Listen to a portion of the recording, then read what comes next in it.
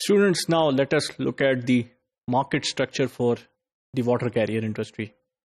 हमने बाकी 3 कैरियर्स के लिए भी उनके मार्केट स्ट्रक्चर को डिस्कस किया. वाटर कैरियर इंडस्ट्री का भी जो मार्केट स्ट्रक्चर है, that is quite interesting. The domestic for hire water carriers industry consists of a limited number of relatively small firms. So there are only or relatively smaller number of firms, but it would be like for hire जो आपके पास water carriers हैं, उनकी एक large quantity है, but it would be owned by relatively very small number of firms. So if you look at this figure, it is the rank by operating revenues for hauling domestic freight.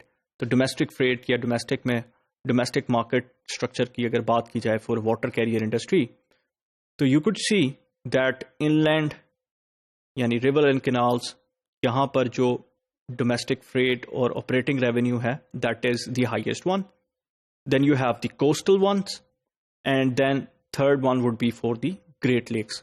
बड़ी बड़ी नहरों के ऊपर जो lakes के ऊपर बनाया गया, वो that would be ranked third in terms of revenue. So the highest revenue would be coming through inland, that is rivers and canals.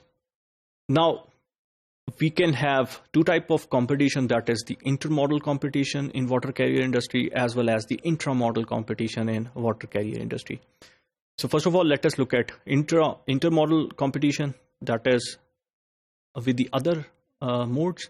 Other modes में रेल रोड के साथ कंपटीशन है. यस, इनलैंड ऑपरेटिंग रेवेन्यू भी ज़्यादा है. Inland आपके पास rail roads भी जो हैं, these are the direct competitors. You have dry bulk commodities, grain, ores and coal.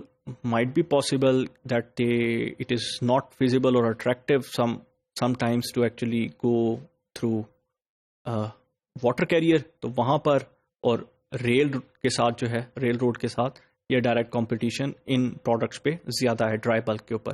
Focused around central US river system and the Great Lakes. ज़्यादा develop हुई है, तो इसका जो फोकस है वो अगर आप देखें तो focus was around the intercoastal as well as the Great Lakes. तो जब इनलैंड की बात कर रहे हैं तो ग्रेट लेक्स ही आपके पास ज़्यादा एप्लीकेबल रह जाती हैं. तो व्हाट इज़ दैट, वहाँ पर इट्स लिमिटेड, ये एक लिमिटेड सिनेरियो आपके पास पेश कर रहा है. बहुत ज़्यादा जो है वो इसमें ब्रेड्थ नहीं है.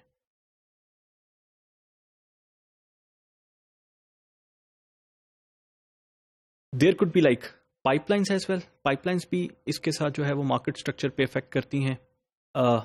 बल्क लिक्विड जैसे पेट्रोलियम और chemicals, they can be transported more efficiently through pipelines. Pipelines is the 5th carrier for us, और वो भी इसका डायरेक्ट कंपेटिटर है. कंपेटिटर क्यों है? क्योंकि पेट्रोलियम लिक्विड्स जो हैं, बल्क लिक्विड्स जो हैं, they can be transported in a better way through pipelines rather than using, और it is not feasible to use the water carriers for such kind of products. Feasible हो भी तो the cost would be higher. Focused along the Gulf Atlantic and Pacific coast, ये भी इसके लिए problem है कि पाइपलाइंस जो हैं वो may have more breadth in it. Then the intramodal competition. Intramodal competition would be, there would be a limited degree of competition between water carriers due to the relatively small number of carriers in the industry. तो इसमें आपके पास क्या है कि intramodal competition बहुत कम है, और it would be, I would say, it is insignificant, क्योंकि आपके पास चंद एक carriers companies हैं जो कि इंडस्ट्री में अवेलेबल हैं. तो उनकी वजह से the intramodal competition would not be that high, बल्कि it's really insignificant, बहुत ज़्यादा insignificant है.